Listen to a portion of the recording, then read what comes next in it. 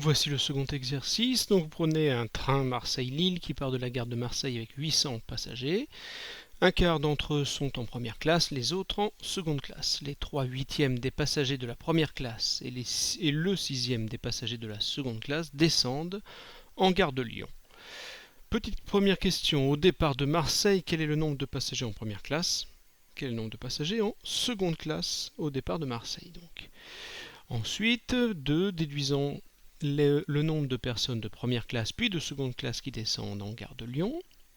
Troisième question, exprime alors à l'aide d'une fraction simplifiée la proportion de passagers de première classe puis de ceux de seconde classe qui descendent en gare de Lyon par rapport au total de voyageurs.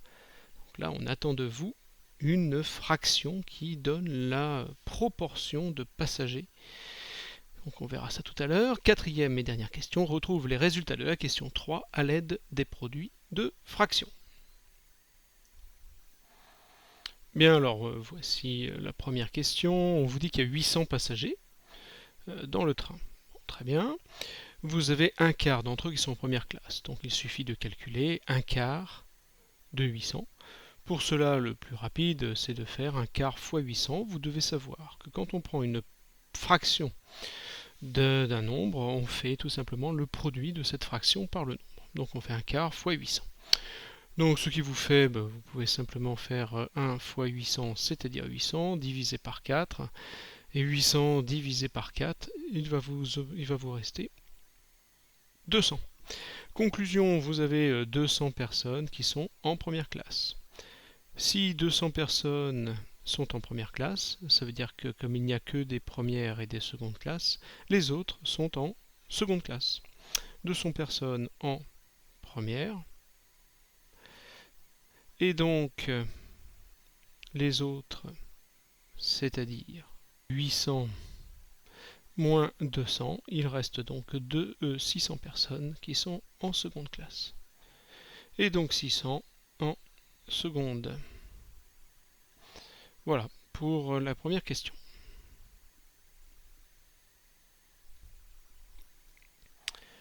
Deuxième question, nous voulons connaître maintenant le nombre de personnes de première classe qui vont descendre en gare de Lyon. On sait qu'il y a 200 personnes en première classe, c'est ce qu'on a calculé. On sait que les 3/8 des passagers de première classe vont descendre en gare de Lyon.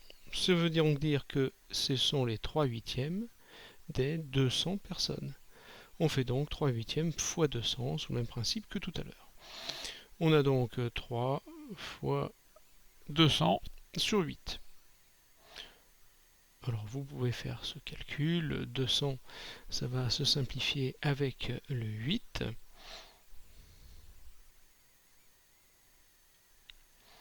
Puisque 25 fois 8, ça fait 200.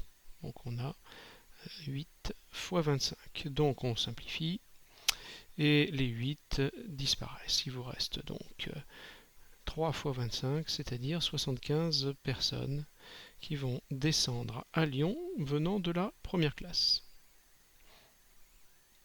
Le principe est le même pour ceux de la seconde classe, sauf qu'ils étaient 600 au lieu de 200, et que c'est 1/6 des passagers qui descendent, donc on fait 1/6 fois 600. Bon, 600 divisé par 6, ça nous fait 100. Pardon, on obtient bien 100. Donc on a, pour conclure, 75 personnes de première classe et 100 personnes de seconde classe descendent en gare de Lyon.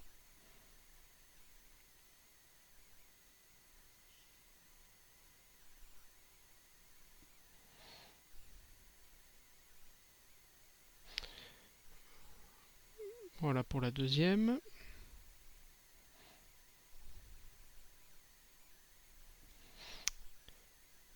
Bien alors nous avons pour la troisième question, il faut trouver à l'aide d'une fraction simplifiée la proportion de passagers de première classe qui sont descendus en gare de Lyon par rapport au total des voyageurs. Donc on sait qu'on a calculé tout à l'heure qu'il y avait 75 passagers de première classe qui sont descendus en gare de Lyon.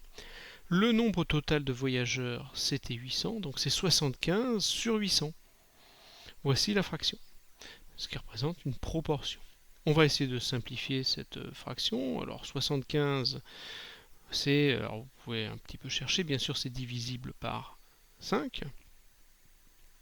C'est 5 fois 15, et 15, c'est 5 fois 3. Voilà.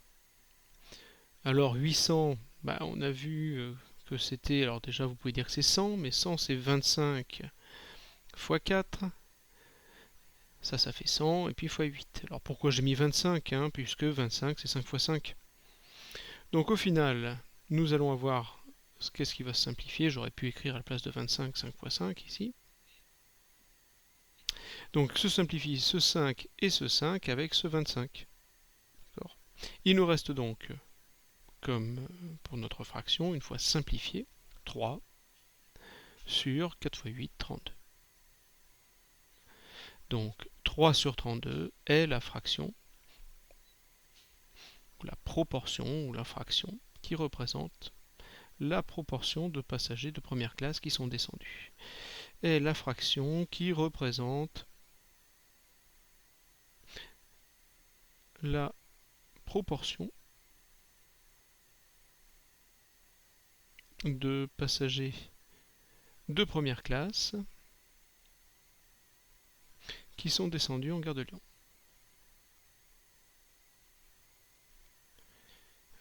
Oui, qui sont descendus en gare de Lyon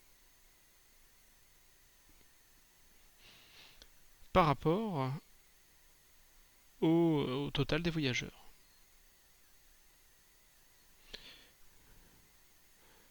Par rapport au total de voyageurs. Bien. Ensuite, on fait la même chose pour les secondes classes, sauf qu'il n'y en avait pas 100, mais il n'y en avait pas 75, il y en avait 100. Pareil sur 800, puisque la totalité n'a pas changé. Bon, là, on peut simplifier tout de suite par 100. Vous trouvez que c'est un huitième. D'accord? Ça, c'est la fraction. Je ne vais pas réécrire tout, parce que en écrivant, c'est pas évident. Donc, c'est la fraction de passagers de seconde classe qui sont descendus en gare de Lyon par rapport à l'effectif total de voyageurs. Alors pour la dernière question, il faut retrouver ce qu'on vient de faire avec des produits de fractions. Alors, qu'est-ce qu'on vous demandait? C'était la proportion de passagers de première classe qui sont descendus en gare de Lyon par rapport à la totalité des passagers. Alors d'abord, ce qu'on sait, c'est qu'il va falloir donc dire la proportion de passagers qui étaient en première classe. Donc vous avez un quart qui sont en première classe. Donc nous allons prendre la fraction un quart. Ça représente, c'est la proportion de passagers de première classe. Ensuite, on va regarder parmi ceux-là quels sont ceux qui sont descendus en gare de Lyon. On dit que ce sont les 3 huitièmes. D'accord? Les 3 huitièmes des passagers de la première classe sont descendus en gare de Lyon. Donc je vais prendre les 3 huitièmes de 1 quart. Et quand on prend une fraction de quelque chose, je vous ai dit tout à l'heure en début d'exercice qu'on faisait une multiplication. Je fais cette multiplication, j'obtiens le 32e qu'on a trouvé à la question 3. Ça, c'est la fraction qui correspond aux passagers de première classe qui sont descendus en gare de Lyon par rapport à la totalité des passagers. Pour la seconde classe, le principe est le même.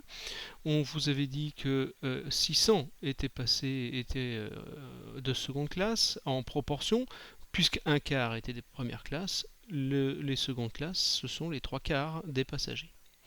On va cette fois-ci regarder, on avait un sixième des passagers qui descendent en gare de Lyon, un sixième des passagers de seconde classe, donc un sixième des 3 quarts. Pour calculer un sixième des 3 quarts, on effectue la multiplication 1 sixième fois 3 quarts.